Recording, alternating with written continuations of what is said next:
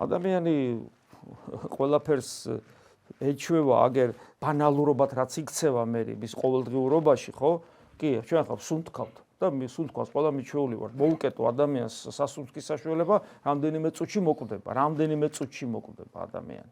მაგრამ ჩვენ ხო ამას ნაკლებად ვაფასებთ და დავდივარ და ვსუნთქავთ რა. ასთმა რო აქვს ადამიანს, მე კი აფასებს რა კარგი იყო რომ ვსუნთქავდი, მაგრამ სანამ ეგეთი რაღაცა არ ჭირს ადამიანს, ხო?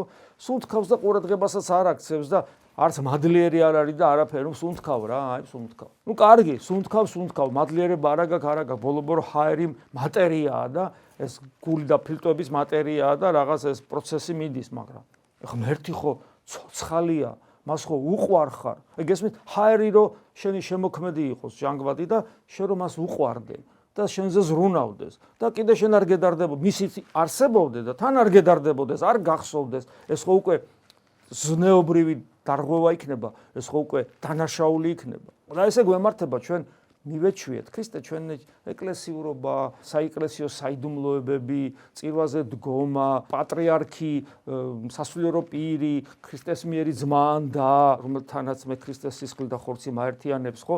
ლოცვა, მამაო ჩვენოს თქმა, იესო ქრისტეს სახელის ხსენება, რომელიც სახელის წინაშეც მოდრკება ყოველი მუხლის ზეცაში, ქვეყანაზე და ქვესკნელში, არხეინად ვამბობთ ამ ყველაფერს ყოველდღიურობაში გავთქვიფეთ და როგორც ჰაერი ისე გვაქვს. კი, ერთის ხრივ შეიძლება ვიღაცამ რო გითხრას, რომ აღარ წახვიდე ეკლესიაში, აღარ ილოცო, აღარ იკითხო წმინდა წერილი, შეიძლება არ მოგვეწონოს, მაგრამ რაღაც აი ყოველდღიურობაში კი ამით ვართ, მაგრამ დიდათაც ცეცხლი არ გვინთია, როგორც ჰაერის სუნთქვით არ გვინთია ცეცხლი და მადლიერნი არა ვართ, არა და ყოველ წამს მადლიერებით უნდა ვიღვენთებოდეთ.